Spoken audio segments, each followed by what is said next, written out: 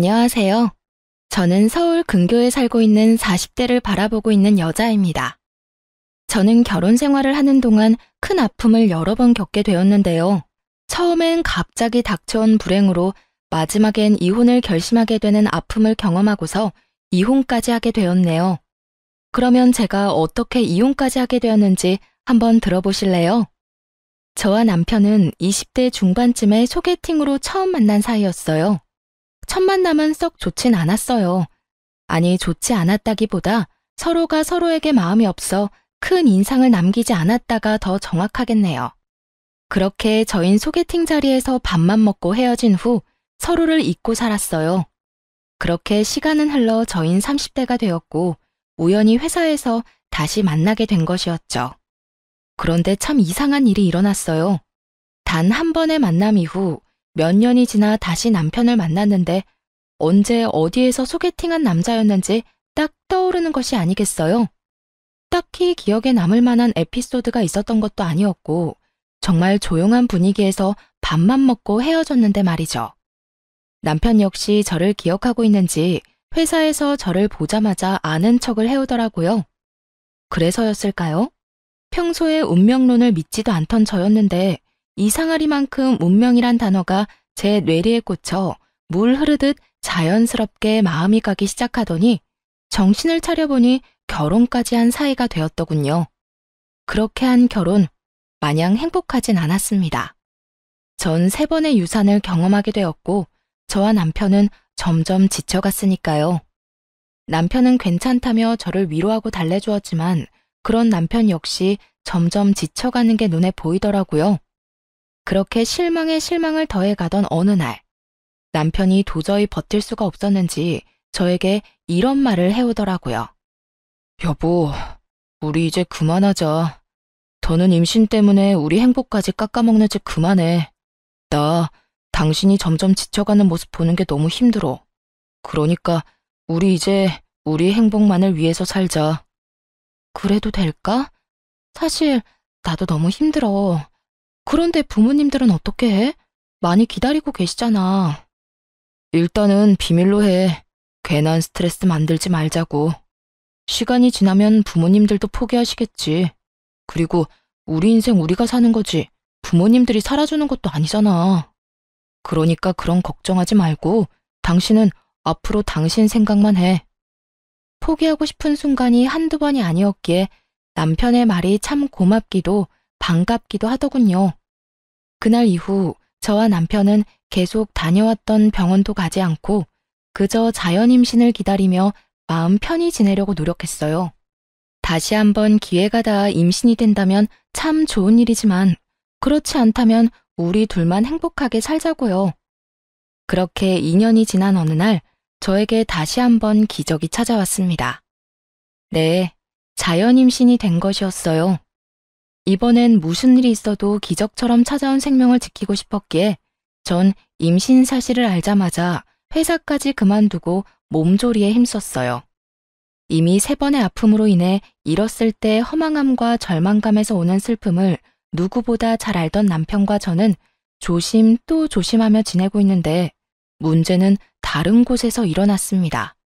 그건 다름 아닌 시모의 입이었어요.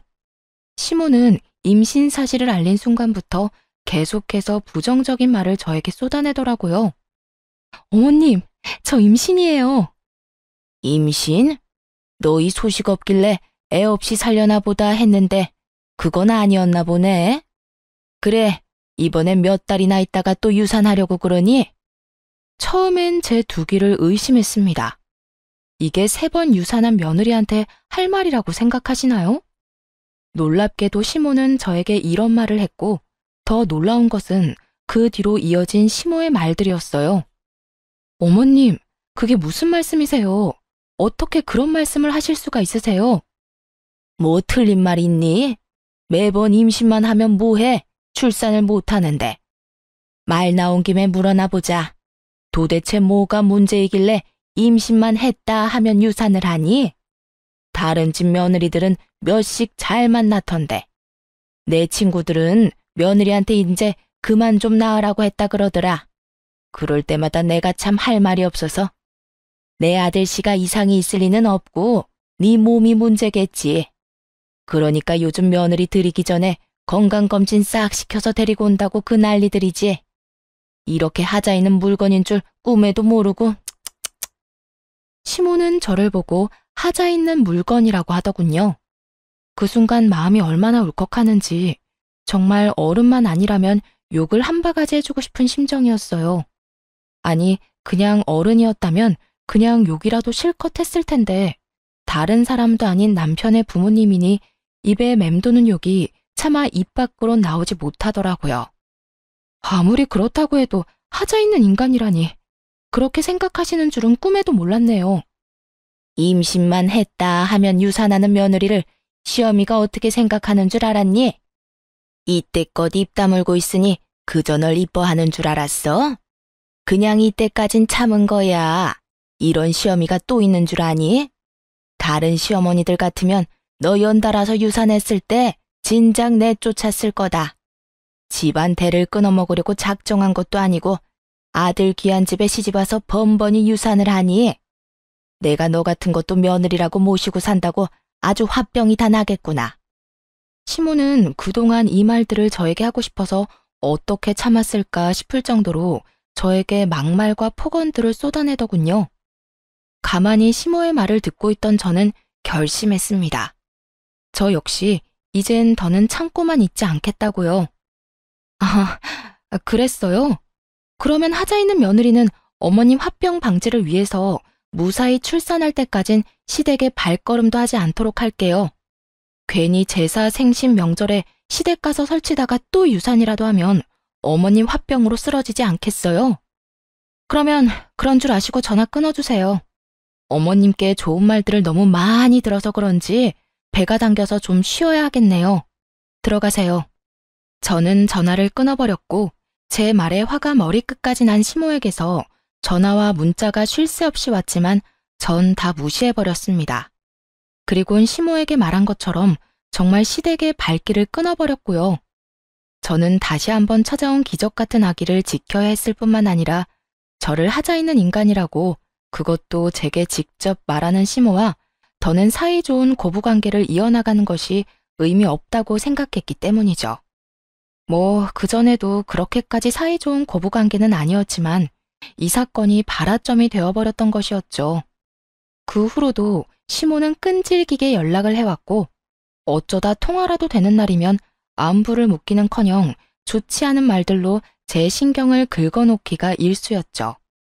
전 결국 시모의 연락을 피하기 시작했고 상황이 그렇게까지 되자 남편에게 연락해 한바탕 난리를 쳤는지 남편의 입에서도 말이 나오기 시작하더군요.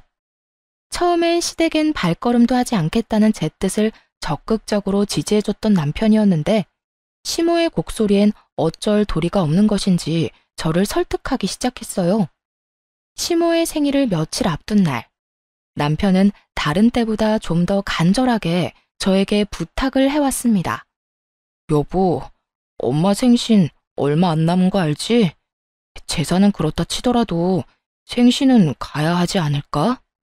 아, 당신은 내가 참석했으면 좋겠어? 어머님이 또 나한테 얼마나 모진 말을 할 줄 뻔히 알면서도? 그건 내가 엄마한테 잘 말해뒀어. 당신한테 다신 그런 말 같지도 않은 말 하면 나도 영 끊어버릴 거라고. 그러니까 날 믿고 마지막이라는 생각으로 참석해주면 안 될까? 이대로 영영 영 끊고 살 수도 없을 테고 이쯤에서 못 이기는 척 참석하면 엄마도 아무 말 하지 않을 거야. 생각할 시간을 좀 줘. 당신 마음도 이해가 안 되는 건 아닌데 나도 워낙 어머님께 받은 상처가 커서 쉽사리 결정이 안 서서 그래. 이해해. 그러면 생각해보고 이야기해줘. 고민되더라고요. 남편의 말처럼 영영 연을 끊고 살 순 없다는 생각이 들긴 했으니까요. 그때까진 시댁과의 연을 영영 끊어버릴 생각은 전혀 없었기에 고민은 더욱 깊어만 갔고 깊게 고민해본 끝에 결국 참석하기로 했어요. 나 내일 어머님 생신 참석할게. 선물은 준비했어? 아직이면 내가 오늘 나가서 준비할까? 아니, 그냥 용돈 좀 드리지 뭐. 당신은 몸만 가면 돼. 당신이 참석하는 것 자체가 선물이지 뭐. 그러면 내일 저녁에 퇴근하고 데리러 가면 되는 거지? 아니야. 방향도 다른데 뭐하러. 그냥 내가 택시 타고 식당으로 갈게. 정말 고마워. 어린아이처럼 좋아하는 남편의 모습을 보니 마음을 돌려먹길 잘했단 생각이 들더군요. 그래서 전 이왕 참석하기로 한 거 시모가 무슨 말을 하든지 간에 한 귀로 듣고 한 귀로 흘려보내기로 했습니다. 남편이 막아주겠다고 했지만 제가 아는 시모는 남편이 막는다고 한들 막힐 사람이 아니었으니까요. 그렇게 다음날 전 저녁 시간에 맞춰 준비를 하고 집을 나섰어요. 어떻게 먹은 마음인데 저는 그날 결국 시모의 생일 자리에 참석하지 못했습니다. 교통사고가 나버렸거든요. 상대방 운전자가 막무가내 끼어들기식의 거친 운전이 원인이 된 교통사고였습니다. 사고는 꽤 크게 났고 천만다행으로 몸은 다치지 않았지만 많이 놀란 탓인지 배가 뭉치며 아파져 왔고 저는 급하게 병원으로 이송되었어요. 저는 바로 남편에게 전화를 걸었고 남편은 금방 오겠다고 하더군요. 여보, 나 가는 길에 교통사고가 났어. 지금 구급차 타고 내가 다니던 병원으로 가고 있는데 나 너무 무서워. 배가 너무 아파. 잘못되면 어떡해? 뭐? 어쩌다가 많이 아파? 괜찮을 거야. 괜찮아. 일단 내가 지금 병원으로 갈 테니까 걱정하지 말고 가 있어. 내가 금방 갈게. 정신없이 병원에 도착해 진료를 받으니 다행히 많이 놀랐을 뿐 아기와 저는 괜찮다고 하더군요. 일단 너무 놀란 것 같으니 수액을 맞으며 진정도 할 겸 한숨 푹 자라고 하더군요. 저는 알겠다고 했고 혹시 모르니 입원을 해서 며칠 지켜보기로 했어요. 그렇게 전 입원을 하고 병실에서 수액을 맞으며 남편을 기다리다 잠이 들었습니다. 한참 잠을 자고 있는데 얼굴에 차가운 무언가가 확 뿌려지는 느낌이 들었어요. 전 화들짝 놀라 일어났고 그곳엔 얼굴까지 붉히며 씩씩거리는 시모와 그런 시모를 뜯어말리는 남편이 있더군요. 엄마, 갑자기 왜 그래? 왜 이 사람한테 커피를 들이붓냐고. 몰라서 물어? 이 고약한 것 좀 봐라. 시어머니 생신에 오기 싫어서 교통사고 났다고 거짓말하고 잠이나 꿀꿀 자는 꼴을 좀 보라고. 이 꼴을 보고도 내가 가만히 있으랴? 속이 부글부글 끓어서 속도 식힐 겸 차가운 걸로 샀더니 이럴 줄 알았으면 뜨거운 커피를 살 걸 그랬어. 이 고약한 것 뜨거운 맛을 보여줬어야 했는데. 시모는 제가 교통사고가 났다는 것조차도 믿지 않는 것 같더라고요. 그저 제가 시모의 생일 자리에 참석하기 싫어 거짓말을 했다고 믿어 의심치 않는 듯 했어요. 거기에다 제 연락을 받은 남편이 식사 자리에서 뛰쳐나와 버렸으니 자신의 생일을 망친 것에 화가 단단히 나 보이기도 했고요. 화가 단단히 난 시모는 수액까지 맞으며 잠든 저를 보며 꾀병이라 생각해버렸고 그대로 제 얼굴에 들고 있던 아이스 아메리카노를 확 부어버린 것이었죠. 사람이 아무리 화가 나도 해도 되는 짓이 있고 안 되는 짓이 있지. 하물며 모든 것이 자신의 오해에서 비롯된 일인데 어떻게 이딴 짓을 할 수가 있을까 싶더군요. 거기에다 홀몸도 아닌 임산부에게요. 그래서 시모에게 한마디 쏟아내고 싶은데 입이 떨어지질 않더라고요. 시모가 무서워서였냐고요? 아니요, 전혀 무섭지 않았어요. 그저 너무 황당해서 말이 안 나오더라고요. 남편은 저를 닦아주며 시모에게 계속 화를 내고 있었고 시모는 남편의 말을 깡그리 무시한 채 끊임없이 저에게 욕을 쏟아내고 있었습니다. 그야말로 총체적 난국인 상황이었죠. 그렇게 차마 두 눈 뜨고 볼 수 없는 상황이 이어지고 있는 와중 시모는 아무 말도 하지 않고 눈만 껌뻑이고 있는 제가 또 불만이었는지 저에게 온갖 막말을 하며 제 머리를 향해 손을 뻗어왔습니다. 남편은 시모의 손을 꽉 잡은 채 저에게서 어떻게 해서든 떨어뜨려 놓으려 애쓰고 있었어요. 결국 남편의 힘에 시모는 떨어져 나갔지만 이미 늦은 일이었습니다. 시모가 떨어짐과 동시에 배가 익숙한 느낌으로 아파져 오더라고요. 직감적으로 알았던 것 같아요. 아, 또 유산이구나 하고요. 이런 저의 예상을 뒷받침하듯 침대 시트는 젖어갔고 급하게 의료진 분들이 오셔 응급처치는 무사히 마쳤지만 전 결국 유산을 하고야 말았죠. 아기의 힘찬 태동을 느끼며 행복함에 울었던 것이 엊그제 같은데 아기가 저를 떠났다는 사실을 받아들일 수 없어 한동안 참 많이 힘들었습니다. 이런 상황에서도 사과 한마디 없는 시모의 태도에 전 더 큰 분노를 느끼고 있었죠. 남편은 그런 시모를 대신해 저에게 사과도 하고 어떻게 해서든 제 마음을 달래주려 노력했지만 그 어떤 말도 제 귀엔 들리지 않더라고요. 그렇다고 해서 남편에게 막대한다거나 막말을 하진 않았어요. 엄연히 따진다면 이 모든 일은 남편의 잘못이 아니라 시모의 잘못이기에 저의 슬픔과 분노를 M1 사람에게 풀고 싶지 않았기 때문이었죠. 이런 저도 남편에게 요구한 것은 있었습니다. 여보, 나 어머님 용서 못해. 어떻게 지켜낸 아기인데 어머님 때문에 하늘나라 보낸 거 나 살면서 두고두고 원망할 거야. 심지어 어머님 오해에서 비롯된 일들이니 난 더욱 어머님을 용서할 수 없어. 그럴 일도 없겠지만 만약 어머님이 갑자기 정신 차려서 무릎 꿇고 빈다고 해도 난 용서할 마음 없으니까 당신도 앞으론 나 설득할 생각 하지 마. 알겠어. 내가 진짜 미안하다. 내가 그날 엄마를 잘 보고 있었어야 했는데, 아니, 애초에 병원은 나 혼자 갔어야 했는데, 미안해. 아니야. 당신 입장 이해하고, 그날 병실에서도 당신이 어떻게 할 방도 없었다는 것도 이해해. 단지 난 이제 어머님은 보고 싶지도, 어머님 목소리도 듣고 싶지 않으니까, 앞으로 어떤 이유에서든 어머님이 나한테 연락하는 일은 없었으면 좋겠어. 당신이 중간에서 그 정도는 알아서 처리해 줄 수 있지? 알겠어. 그건 걱정하지 마. 정말 미안해. 남편은 알겠다고 하며 끝까지 진심 어린 사과를 해오더라고요. 남편도 많이 속상하고 슬플 텐데 제 앞에선 그런 내색 한번 하지 못하고 고개를 숙여야만 하는 남편이 때론 안쓰럽기도 하더군요. 전 그런 남편의 마음을 편하게 해주기 위해 남편을 향해 웃어주기도 하고 때론 남편에게 의지하는 모습을 보이기도 했습니다. 하지만 실상은 그저 혼자만의 아픔의 시간을 보내고 있었죠.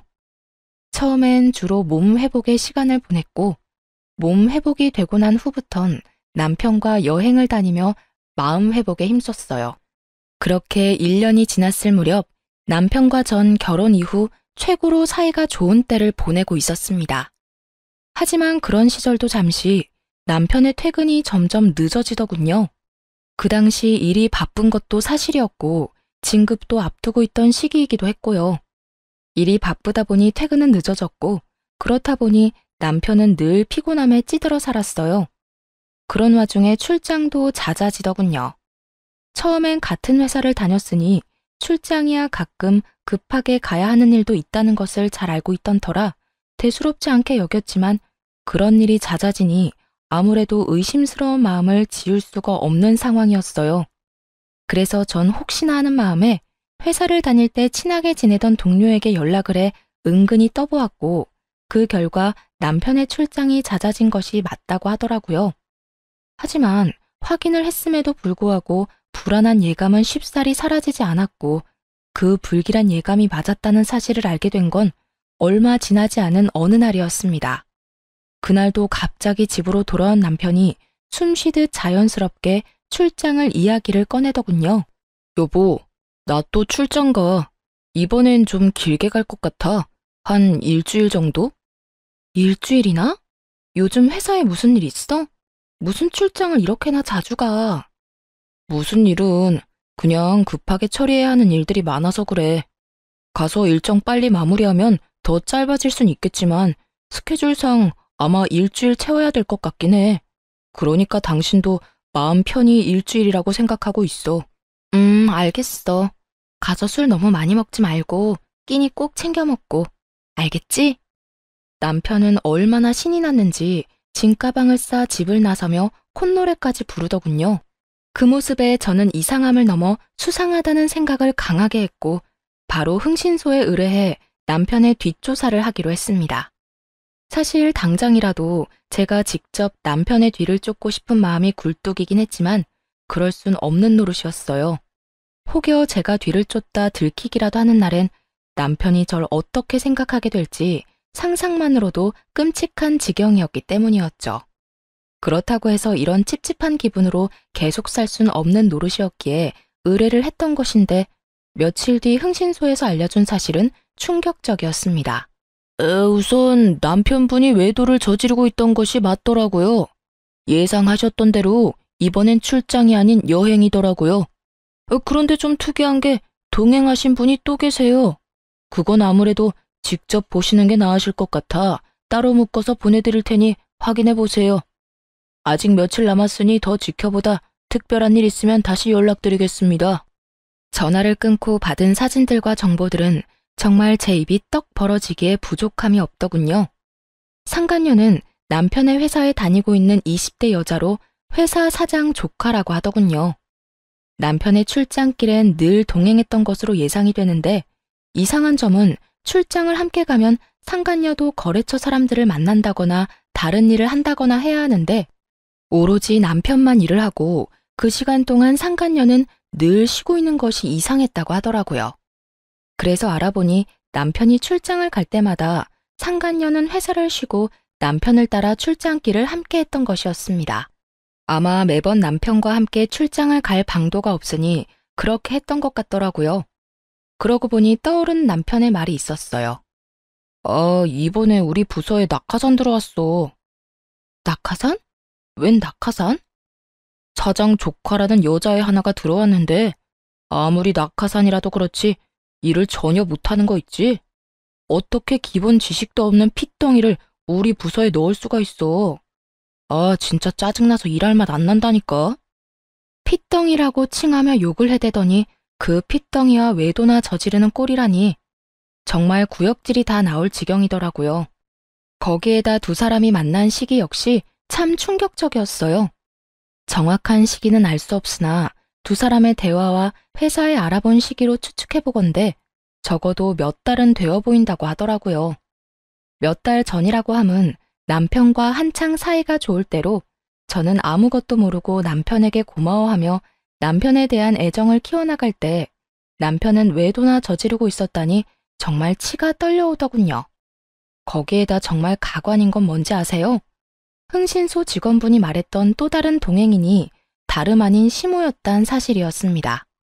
상간녀와 다정히 팔짱을 끼고 있는 시모의 모습을 본 순간 정말 눈이 뒤집히는 게 어떤 느낌인지 알 것 같더라고요. 특히나 이번 출장길이 사실은 출장이 아닌 상간녀와 함께 시모를 모시고 간 여행길이란 걸 안 순간 세 사람이 어떤 추악한 계획을 세우고 있는지 훤히 다 보이더군요. 제가 누구 때문에 아기를 잃고 어떻게 그 힘들고 절망적인 순간들을 이겨냈는데 그런 제 뒤에서 남편과 시모는 이딴 짓거리나 저지르고 다녔다니 이혼을 해도 곱게 이혼을 할 수는 없는 노릇이었습니다. 일단 전 친하게 지내던 예전 회사 동료를 만나 사실을 말해주며 상간녀에 대해서 알아보기로 했습니다. 워낙 친하기도 하고 믿었던 친구라 숨김없이 모든 걸 털어놓게 되었죠. 너 얼굴이 왜 이래? 아직 몸이 안 좋은 거야? 아니, 몸은 완전히 회복됐는데 기가 막힐 일이 생겼어. 회사에 사장님 조카 다니고 있지? 그 여자애랑 내 남편이랑 바람 피우고 있더라. 그래서 오늘 너한테 만나자고 했어. 뭐? 지금 그 말이 사실이야? 어디 할 짓이 없어서 유부남을 건드려. 어쩐지 눈웃음 살살 치고 다니더라니. 와, 현욱 씨가 바람 피울 줄은 진짜 상상도 못했다. 아마 사장 조카라는 게 크게 한몫을 한 것 같더라. 처음엔 어린 핏덩이 낙하산이라고 하면서 싫어했었거든. 그런 인간이 왜 갑자기 사랑하는 마음이 생겼겠어? 어떻게 해서든 사장 조카 줄 잡고 성공하고 싶어서 그런 거 아니겠어? 아무래도 회사를 물려받는다는 소문이 돌고 있긴 하지. 그 소문 진짜야? 와, 너무 억울해서 말이 안 나오네. 이혼하면 그년이랑 하하호 잘 먹고 잘 살 거 아니야. 억울해서 미치겠다 정말. 그렇게 될 것 같으면 내가 이렇게 웃고 있겠어? 걱정하지 말고 넌 이혼 준비나 제대로 해. 내가 다 도와줄 테니까. 이렇듯 친구는 저에게 필요한 사실과 정보들을 다 알려주었고 마지막까지 저를 돕겠다고 해주었습니다. 그렇게 전 이혼 준비에 박차를 가했고 기다리던 남편의 여행이 끝나는 날 시모에게서 연락이 오더라고요. 기니 할 이야기 있으니 당장 시댁으로 오라는 말이었죠. 시모의 전화를 끊자마자 남편 역시 문자로 시댁에 먼저 가 있을 것이니 바로 오면 된다고 하더군요. 전 마음의 준비를 단단히 하고 시댁으로 향했죠. 오늘도 안 오면 어떻게 하나 했더니 뭐하고 성게야? 천장 안 무너지니 얼른 앉거라. 그래, 여보, 여기 앉아. 시모는 제 얼굴을 보는 것 자체가 짜증이 치밀어 오른다는 듯 저에게 신경질적으로 굴었고 남편은 저의 눈치를 살피고 있더군요. 저는 거실에 자리를 잡고 앉았고 제가 앉음과 동시에 남편과 시모가 준비한 말을 꺼내기 시작하더군요. 여보, 미안해. 내가 정말 당신한테 이러면 안 되는데 나 이제 당신 사랑 안 해. 우리 이혼하자. 그래, 나도 너 같은 며느리 더는 우리 집 가족으로 둘 생각 없다. 애를 못 낳으면 시댁에 자락이라도 하든가. 이건 뭐 며느리를 들인 건지 상전을 모신 건지. 이 와중에 위자료를 주기 싫어 애쓰는 두 사람의 모습을 보니 정말 화가 치솟더라고요. 거기에다 아기를 못 낳게 만든 사람이 누군데 저딴 말을 짓거릴 수가 있는 것인지 이해도 되지 않았고요. 애를 못 낳긴 했죠. 어머님 때문에요. 어머님이 그날 저한테 욕하면서 머리채만 잡지 않았더라도 지금쯤 우리 아기 걸음마 떼고 엄마 하면서 제 품에 안겨 있을 거예요. 이게 다 누구 때문인데 감히 그딴 말씀을 하세요? 아니, 얘가 생사람 잡네. 그게 어떻게 나 때문이니? 말은 똑바로 하려무나. 그렇게 떨어질 애였으면 어떻게 해서든 떨어졌을 게다. 네가 몸 관리 잘못해서 떨어져 버린 애를 왜 탓으로 돌리고 있는 게야?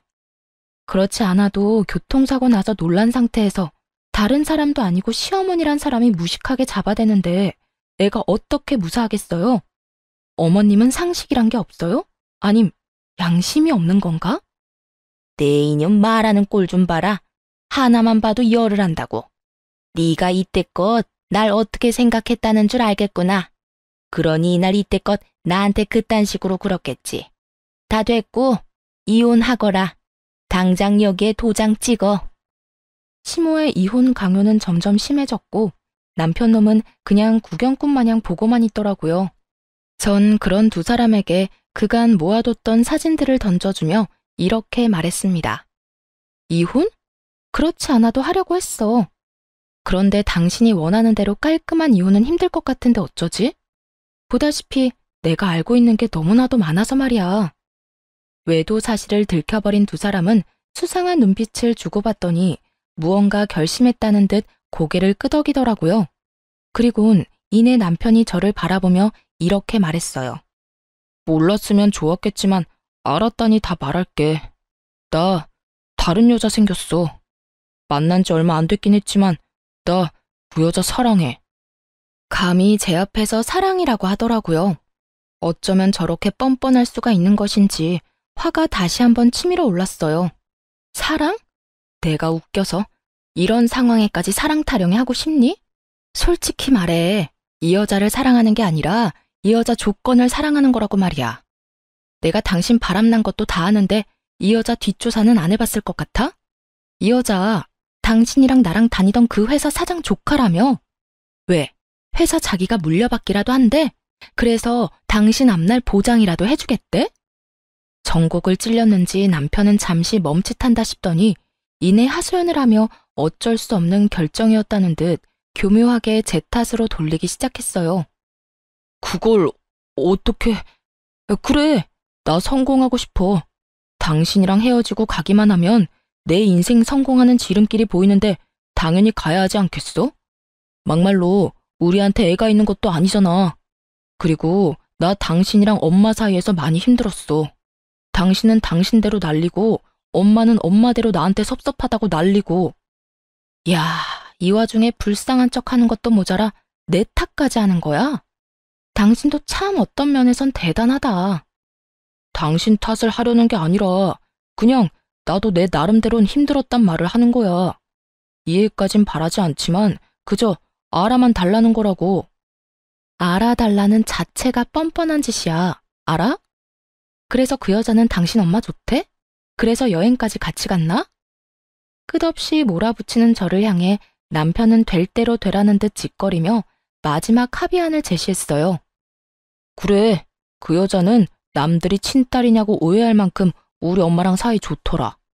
엄마랑 잘 지내주니까 지내는 며칠 내내 나도 마음이 편했고. 그러니까 이혼해. 당신이 이혼만 해주면 지금 사는 집도 당신 명의로 해주고 위자료도 넉넉하게 챙겨줄게. 그러니까 조용히 이혼만 해. 이런 상황까지 미리 생각해 본 적이 있는 듯 남편 놈은 막힘없이 조건들을 줄줄이 읊어대고 있더라고요. 그 말을 듣고 있으니 나쁘지 않은 조건이라 생각했어요. 재산 분할을 해봤자 이 정도는 받지 못할 것이고 진정한 복수는 따로 남아 있었으니까요. 이혼, 좋지. 그래, 하자 이혼. 나도 너 같은 거 데리고 살 생각도 없고 당신 엄마도 지긋지긋해. 집, 명의, 위자료, 약속 꼭 지켜. 앞으로 얼마나 행복하게 잘 사는지 내가 지켜볼 테니까. 그까짓 집이랑 푼돈 절대 안 떼먹을 테니까 서류 준비나 제대로 해놔. 바로 다 넘겨주고 이혼 도장 찍을 수 있게 말이야. 남편은 한시라도 빨리 이혼하고 싶다는 듯 저에게 당부 또 당부했고 시모 역시 당장이라도 동네 잔치라도 열 듯 기뻐하며 한마디 보태더라고요. 그래, 빠르면 빠를수록 좋으니 얼른 서둘러라 아들. 드디어 이혼하는구나. 이제 우리 아들 잘 될 일만 남았어. 전현이 네 앞길을 막고 있어 내가 늘 걱정이었는데 이젠 두 발 뻗고 자겠어. 시모는 귀가 찢어지게 앙칼진 목소리를 내며 웃었고 저 역시 그런 시모를 보며 웃음이 새어나왔지만 참고 또 참았습니다. 아직은 제가 웃을 때가 아니었으니까요. 다음 날부터 저와 남편은 이혼 절차를 밟기 시작했고 남편은 약속한 대로 집을 비롯해 그간 모았던 돈을 거의 다 저에게 위자료로 주었습니다. 그렇게 이혼을 한 후 저는 곧바로 상간녀 소송을 진행했고 상간녀에게도 위자료를 받고 끝낼 수 있었죠. 모든 일을 끝낸 후 이제 저에게 남은 것은 그저 기다리는 것뿐이었어요. 그리고 앞으로 일어날 일들을 그저 지켜만 보면 되는 상황이었죠. 얼마 지나지 않자 드디어 친구에게 연락이 왔고 전 가벼운 발걸음으로 전 남편의 회사로 갔습니다. 회사에 도착하니 난리통도 그런 난리통이 또 없더라고요.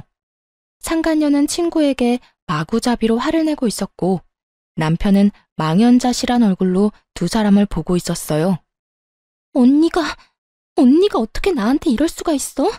다른 사람도 아닌 언니가. 우리 가족이잖아. 친자매는 아니더라도 우리 가족이잖아.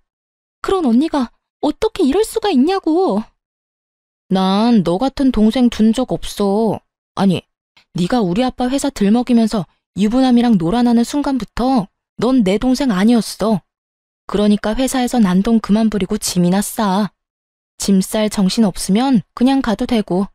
대충 보니까 일을 하는 둥 마는 둥 해서 그런지 중요한 짐도 없어 보이더라. 마지막 정으로 내가 다 쓰레기통에 버려줄 테니까 정 챙길 기분 아니면 그냥 가도 돼.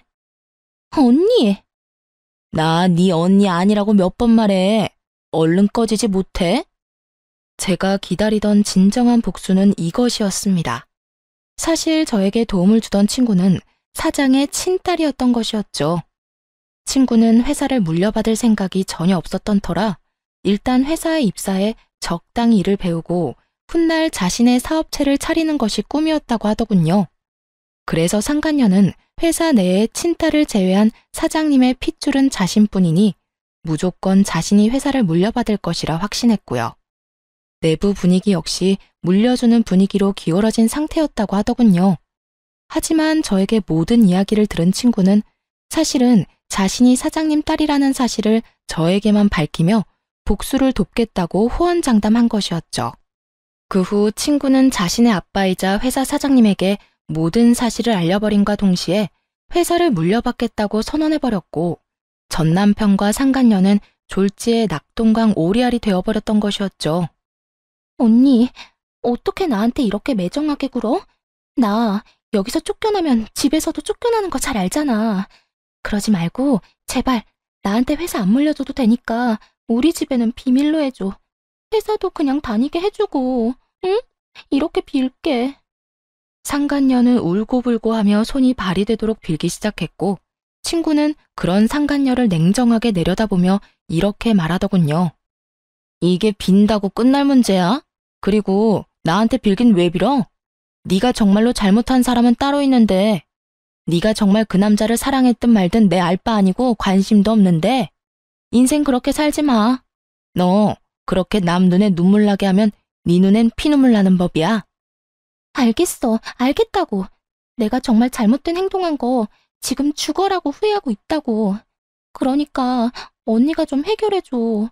언니가 그 정도는 해줄 수 있잖아. 내가 왜? 난 그럴 생각 전혀 없으니까 네가 싼 똥 네가 치워. 알겠어? 상간녀는 그 자리에 주저앉아 울었고 전 남편은 그제야 다 끝났다는 것을 체감했는지 주변 눈치를 살피며 자리에서 일어나더군요. 그 순간 그만 저와 눈이 마주쳐버렸고 집도 저에게 주고 큰 금액의 위자료까지 주느라 거지가 되어버린 전 남편은 순간 제가 동아줄로 보였는지 불이 나게 제 앞으로 달려오더군요. 그리곤 깃털보다도 가벼운 무릎을 꿇고 저에게 빌기 시작했어요. 여보, 내가 잘못했어. 당신도 다 봤지. 전현이 날 속였어. 전현이 날 꼬시지만 않았더라도 내가 그딴 정신 나간 짓은 하지 않았을 거야. 넌 지금 그걸 변명이라고 하니? 네가 그렇게 말하면 아, 그랬구나 하고 내가 다 용서할 줄 알았어? 그게 아니라 난 그냥 내 상황이 그렇다고 알려주고 싶어서 그랬어. 당신도 알다시피 나 당신한테 위자료 준다고 돈도 없고 회사에도 외도남으로 낙인 찍혀서 곧 그만둬야 할 상황이야. 내가 이런 꼴이 됐는데 당신 마음 아프지 않아? 당신 그래도 날 사랑했었잖아. 그러니까 그간의 정을 생각해서 나 좀 용서해주고 나 좀 받아주면 안 될까? 다른 여자를 사랑해서 이혼하자던 전 남편은 이제 저에게 사랑 타령과 더불어 그간의 정을 호소하며 용서를 구하더라고요. 진심이라곤 티끌만큼도 들어가지 않은 용서를 말이죠. 내가 받아줄 것 같아? 용서가 될 것 같냐고. 당신, 나 마지막으로 유산하고 나랑 여행 다니고 하면서 몰래 저 여자랑 연락하고 다녔지? 난 그때 하루하루가 지옥 같았다가 행복했다가 그런 감정을 가지는 내 자신이 죄스러웠는데 넌 행복했니? 젊은 여자애가 심지어 회사까지 물려받게 될 여자애가 유부남인 너 쫓아다니니까 행복했어? 네 새끼를 네 엄마 손에 잃은 나는 하루에도 몇 번씩 대성통곡을 하는데 넌 행복했냐고. 절규에 가까운 제 말을 들은 전 남편은 마지막 눈물까지 짜내며 저에게 매달리더군요. 내가 정말로 면목이 없는 상황인 거 다 알아. 내가 죽일 놈인 거 다 안다고. 당신한테 내가 죄인인 것도 잘 알고 그러니까 내가 앞으로 잘한다잖아. 당신이 용서해주고 나 받아주기만 하면 내가 앞으로 살면서 다 갚을게. 당신한테 상처 주고 당신이 울었던 만큼 내가 다 갚으면서 살게. 제발 내가 그렇게 할 수 있게 기회를 줘. 내가 미쳤니? 너한테 그런 기회를 주게? 난 절대로 당신 뜻대로 해줄 생각 없으니까 그런 말도 안 되는 꿈은 꾸지도 마. 끝까지 매달리던 전 남편은 갑자기 태세를 바꿔 미쳐버린 사람처럼 저에게 고함을 지르기 시작하더라고요. 그러면 돈이라도 내놔. 내가 준 위자료라도 다 내놓으라고. 뭐라고? 너 진짜 미쳤니? 그 돈 네 말대로 위자료야. 내 정신적 고통에 대한 손해배상금이라고. 그런 돈을 내가 미쳤다고 너한테 돌려주겠어? 재판 갔으면 그 돈의 절반도 못 받을 거 당신도 잘 알고 있잖아. 그래, 내가 많이 양보해서 절반만 되돌려 받을 테니까 그거라도 내놔. 얼른 내놓으라고. 참다 못한 저는 고함을 지르는 남편의 뺨을 시원하게 날려버리고 말았어요. 그제야 정신이 조금 돌아왔는지 토끼 눈을 하고 저를 보더라고요. 이제 정신이 좀 드니? 지금처럼 정신 좀 차리고 살아. 앞으로 다신 보는 일 없도록 하자. 제발 부탁이다. 그렇게 전 회사를 나와버렸어요. 뒤에서 상간녀와 남편의 고함과 함께 우는 소리가 들려와 돌아서는 저의 발걸음은 더없이 가벼웠답니다. 그 후로 전 남편과 상간녀는 당연한 수순으로 회사에서 잘렸다고 하더라고요.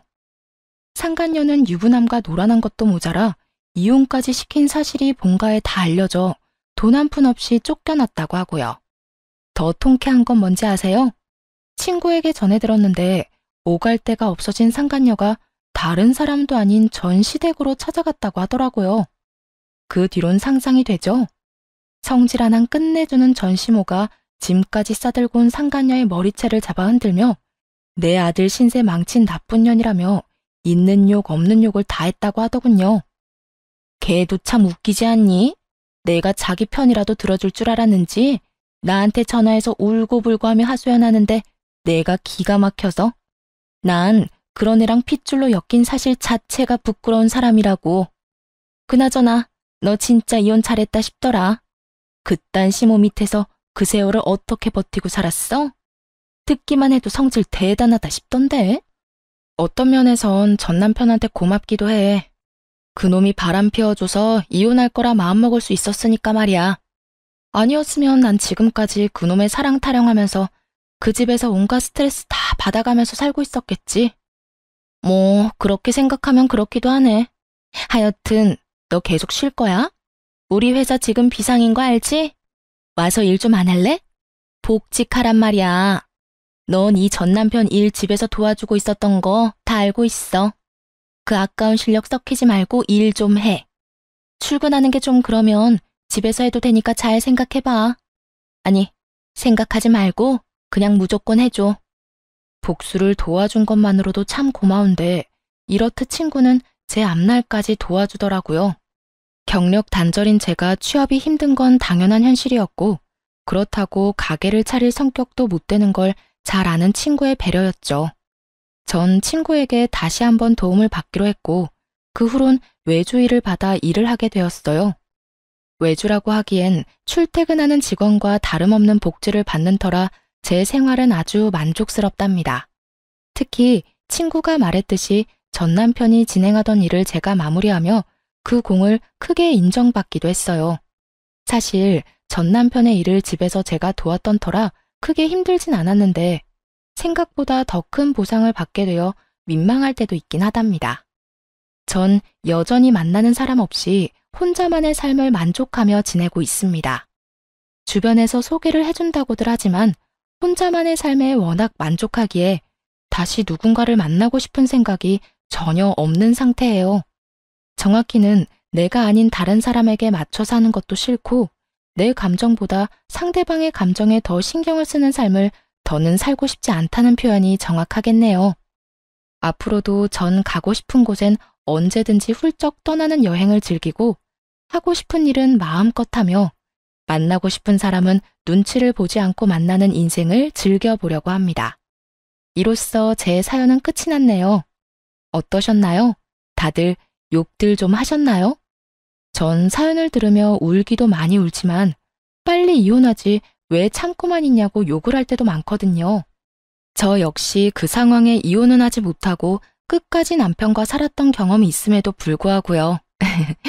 사실 마지막 유산을 하고 난 후 이혼을 생각하지 않은 것은 아니었어요.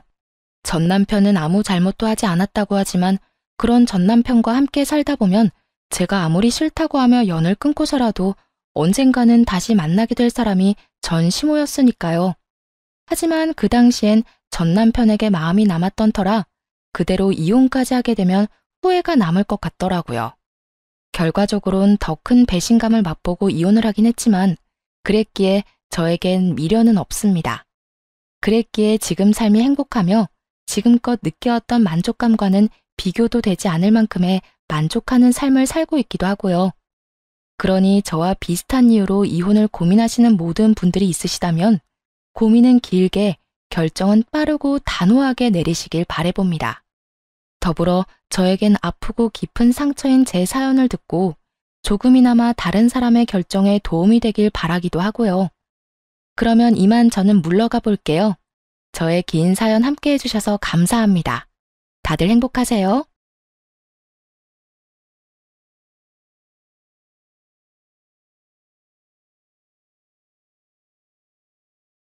안녕하세요. 저는 40대 중반의 뜨개질하는 가정주부입니다. 평소 작업을 하며 즐겨 듣는 사연 열차에 제 사연이 소개된다고 하니 벌써부터 떨려오는데요. 큰 용기를 내어 사연을 보내니 잘 들어주셨으면 좋겠습니다. 그러면 뜸들이지 않고 시작해 볼게요. 저와 남편은 시댁에서 살고 있었어요. 부끄럽지만 저희가 모시고 산다는 것보단 저희가 얹혀 산다는 말이 맞는 상태였어요. 처음부터 저희가 시댁에 얹혀 산 것은 아니었어요. 신혼 때는 저희도 저희만의 보금자리가 있었고 저 역시 회사 생활을 하고 있었어요. 그런데 남편의 하던 가게가 점점 바빠져 일손이 필요해졌고 전 남편을 돕기 위해 회사를 그만두고 남편의 가게에서 일을 하게 되었어요. 하지만 그 바쁜 것도 잠시 갑작스럽게 코로나 시국이 시작되었고 다들 아시다시피 가게들은 하나둘씩 망해가기 시작했죠. 저희도 그 여파를 피해가지 못했고 결국 1년 가까이 적자를 내던 가게를 폐업하게 되었습니다. 생활고는 물론이고 그간 모았던 돈까지 다 까먹은 상태였던 터라 앞날이 막막했고 그런 저희에게 시어머니가 손을 내밀어 주어 시댁으로 들어가게 된 것이었죠. 두 사람 잘 듣거라. 살다 보면 이런 일도 있고 저런 일도 있는 거야. 그러니까 너무 낙담하지 말고 우리 집에서 지내면서 천천히 다음을 기약해 보자꾸나. 어머니, 감사해요. 제가 더 열심히 살아볼게요. 어머님, 저도 정말 감사해요. 시아버지가 돌아가시고 시어머니 혼자 있던 터라 시어머니는 오히려 저희의 합가를 반겨주는 눈치였고 그렇게 저의 시댁살이가 시작되었어요. 남편은 그날부터 닥치는 대로 일을 하기 시작했습니다. 배달, 일용직, 택배까지 할 수 있는 일은 그게 뭐든 하루도 쉬지 않고 일을 하며 다시 일어서기 위해 부단히 노력했고 저 역시 뭐라도 할 수 있는 일을 찾고 있었어요. 모든 것이 희망적이지 않은 상황에도 힘이 되었던 것은 시어머니의 보살핌과 응원을 받았다는 것이었는데 그마저도 대기업을 다니던 서방님이 결혼하며 바뀌어가기 시작했어요. 동서는 꽤 부유한 집안에서 자란 자영업을 하는 사람이었는데요. 코로나의 직격탄을 맞아 폐업까지 하게 된 저희와는 달리 동서는 친정 도움을 받아 그 위기를 무사히 넘겼다고 하더군요. 동서는 살면서 고생이란 해보지 않은 사람처럼 맑고 눈치라곤 전혀 보지 않는 사람이었는데 그런 동서의 태도에 어이가 없었던 적이 한두 번이 아니었습니다. 형님, 이번 아버님 제사 때 저 바빠서 준비는 못할 것 같아요. 아마 참석도 못할 수도 있을 것 같긴 한데 어떻게 해서든 참석은 할 수 있도록 빨리 마무리해 보도록 할게요. 형님도 아시잖아요. 아무리 직원들 있어도 사장이 있어야 가게가 제대로 돌아가는 거. 동서가 시집오고 맞이한 시아버지의 첫 제사에 제가 들은 말이었어요. 그것도 온 식구들이 다 듣는 곳에서 저렇듯 통보하듯 저에게 말하더라고요. 예의상이라도 죄송하다는 말 한마디 정도는 할 법도 한데 동서는 저에게 조금의 미안한 기색도 없어 보이더라고요. 여기까지만 해도 어이가 없는데 더 기가 막힌 건 시어머니의 반응이었어요. 들어보니 일리 있는 말이구나. 둘째는 제사 때 시간 맞춰 참석만 하려무나. 준비는 첫째가 다 하면 되니 그런 걱정은 하지 말고 말이야. 이 말을 듣는 제가 왜 기가 막힌 줄 아세요? 동서가 온갖 일을 저에게 다 떠넘겨서가 아닙니다. 물론 동서의 태도도 어이가 없고 기가 막혔지만 제가 정말 기가 막혔던 건 시어머니의 달라도 너무 다른 태도 때문이었어요. 다른 건 몰라도 시아버지의 제사만큼은 유난히 정성을 쏟았던 시어머니는 제가 시집을 오고 맞이한 시아버지의 첫 제삿날 이런 말을 했었어요. 요즘 너랑 네 남편이랑 하는 가게 바쁜 거 다 안다. 손님이 많아서 알바생을 더 늘린다는 이야기도 들었고. 그래도 말이다. 시집오고 처음으로 모시는 네 시아버님 제사인데 네가 와서 하나부터 10까지 준비해야 하지 않겠어? 가게 때문에 신경 쓰이면 가게 문을 하루 닫더라도 꼭 네가 와서 다 준비하거라. 저에겐 이렇게까지 말한 시어머니가 동서에겐 저리도 너그러운 말들을 하고 있으니 제가 기가 막히고도 남지 않겠어요? 그리고 그 뒤로 이어진 두 사람의 대화는 저를 깔보고 있는 동서의 마음을 확신하게 해주었어요. 그런데 요즘도 그렇게 바쁘니? 뉴스 보니 차 영업하는 사람들 너도 나도 곡소리 난다고 하던데 너는 그렇지 않아? 네, 뭐 저는 나름대로 잘 되고 있어요. 제가 열심히 하는 것도 있긴 하지만 어려울 땐 친정에서 도움을 주시기도 해서 큰 어려움 없이 잘 헤쳐나가고 있어요. 형님 친정도 형평만 좀 좋았다면 그렇게 망하는 일은 없었을 텐데. 아, 그러니까 형님네가 가난하다는 말이 아니라 가게 망하고 시댁에 얹혀 사는 게 안타깝고 속상해서 하는 말이니 너무 기분 나빠하지 마세요, 형님. 이 말을 도대체 어떻게 들으면 기분 나쁘지 않게 들을 수 있는 걸까요? 한동안은 이런 동서의 화법 때문에 마음고생을 참 많이 했습니다. 매번 사람 기분은 상할 대로 다 상하게 만들어 놓고 마지막엔 꼭 제 생각을 해서 그랬다고 하니까요. 하지만 당하는 것도 한두 번이지 가끔 만나는 동서에게 딱 1년 당하고 나니 저도 가만히 당하고만 있을 순 없더라고요. 제가 돈이 없지 자존심이 없는 건 아니었으니까요. 다시 돌아온 시아버지의 제사. 동서는 마찬가지로 참석만 하겠다고 저에게 말을 꺼내왔고 전 시어머니가 또다시 그런 동서를 두둔하고 나서기 전에 재빠르게 동서에게 말을 꺼내기 시작했어요. 네, 뭐 조금 바쁘긴 해요. 알바생이 자꾸 바뀌어서 믿고 맡길 수도 없긴 하고요. 아, 그래? 하긴 그렇긴 하겠다. 동선의 가게가 손님은 없어서 일하기는 편한데 사장 성격이 지랄이라서 알바생들이 버티기 힘들다고 소문났더라고. 아, 지랄이라는 말은 내가 아니라 동선에서 알바했던 애들이 알바 후기에 남긴 말 그대로 쓴 거니까 오해하지 마. 시어머니는 제가 집에서 온 집안일을 다 하길 바라면서도 돈은 벌어오길 바랬고 제 경력에 재택근무로 할 수 있는 일은 없었기에 여기저기 일을 알아보고 있었죠. 그러던 중 알바 후기를 보게 되었고 그곳에서 동서의 가게가 알바생들 사이에선 악명 높은 곳이란 걸 알게 되었죠. 동서의 가게는 장사는 버티는 게 용할 정도로 손님이 없어 일은 편하지만 사장인 동서의 갑질이 심하니 다들 그 갑질을 버텨낼 자신이 있으면 가라는 말이 허다하더라고요. 거기에다 마감 시간이 10시인데 6시 이후엔 사장이 오는 일이 거의 없어 마감조 자리가 치열하다는 사실도 알 수 있었고요. 제가 굳이 이런 이야기를 꺼낸 이유를 아시겠나요? 동서는 이때껏 늦은 시간까지 가게엔 있지도 않으면서 가게 핑계를 대며 제사엔 참석도 하지 않았던 것이었어요. 그게 무슨 우리 가게에서 일했던 애들이 그런 말을 했단 말이에요?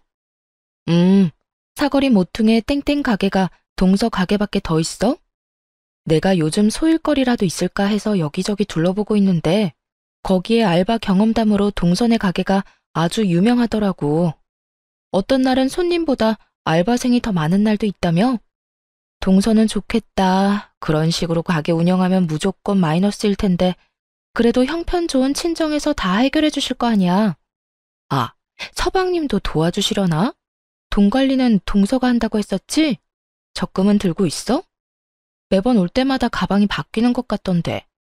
동서 가게는 매달 적자인데 동서가 번 돈으로 사는 건 아닐 테고 설마 서방님 돈은 다 동서 사치하는 데 쓰는 건 아니지?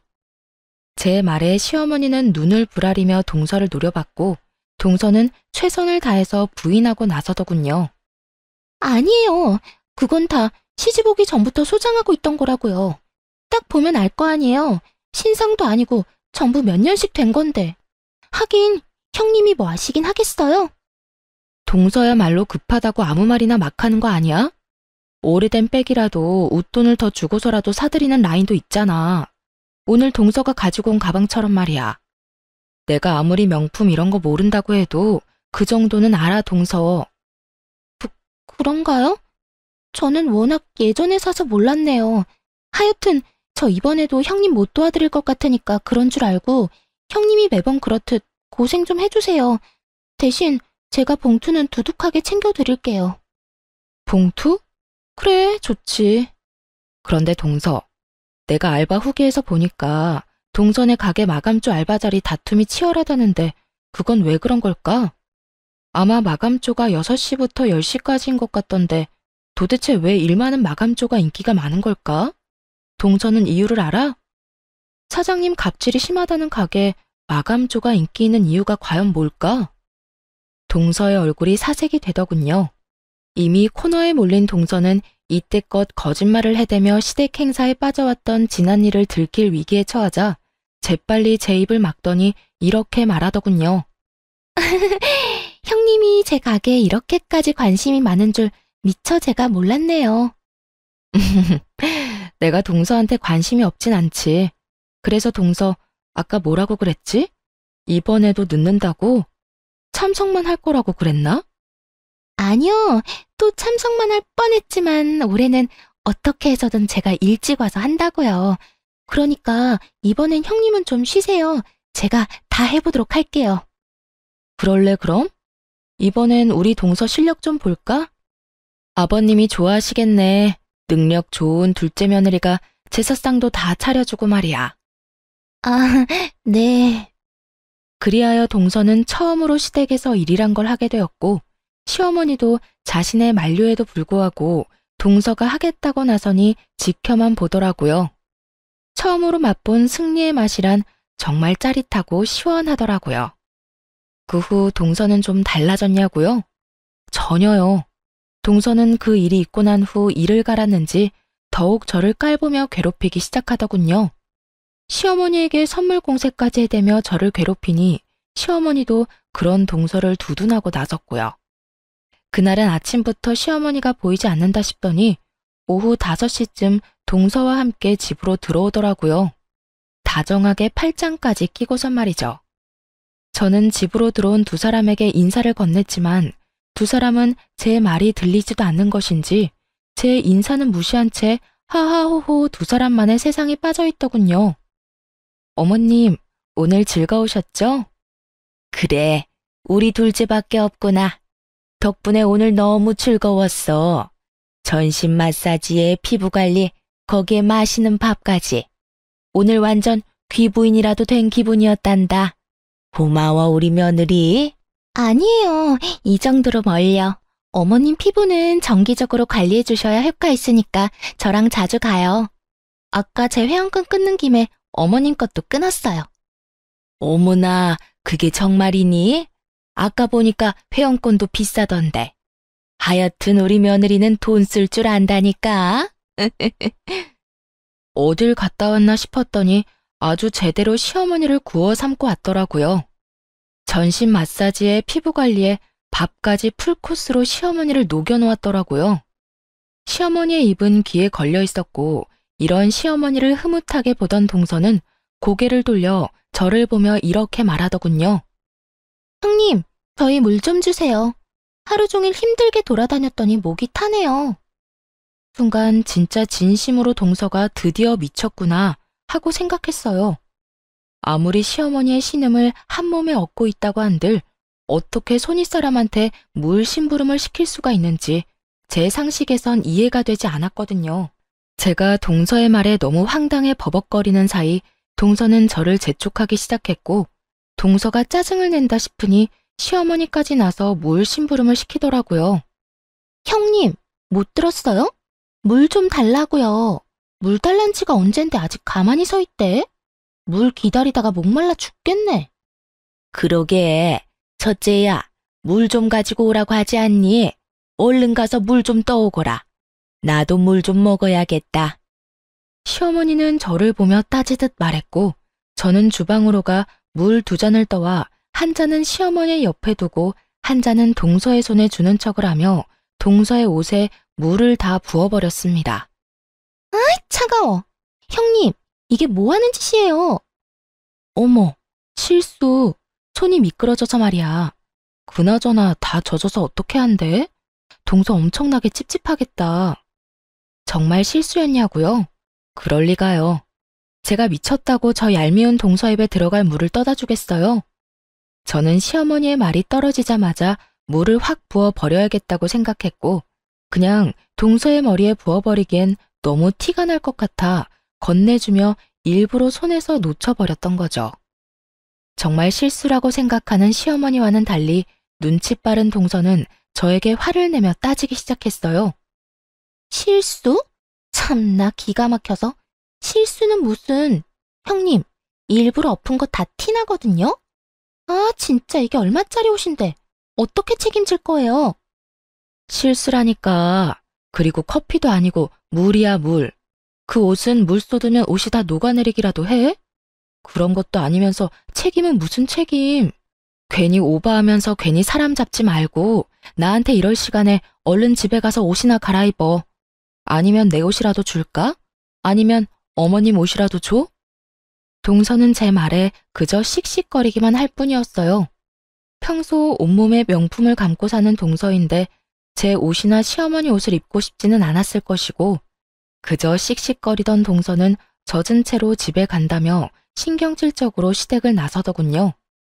그런 저를 보며 시어머니는 혀끝을 찼고요. 그러거나 말거나 저는 참 통쾌했습니다. 하지만 그날 이후 시어머니는 본격적으로 동서 편만 들기 시작했고 처음엔 동서가 오는 날에만 스트레스를 받았는데 시간이 지날수록 동서가 오지 않는 날에도 스트레스가 쌓여갔어요. 우리 둘째는 정말 싹싹하지 않니? 이번엔 글쎄 내 화장품까지 싹 다 바꿔주더라니까. 내 나이엔 고급 라인을 써줘야 한다고 말이야. 통도 얼마나 큰지 내가 아주 우리 둘째 며느리 때문에 호강한다니까. 그러게요. 어머님 좋으시겠어요. 좋다마다.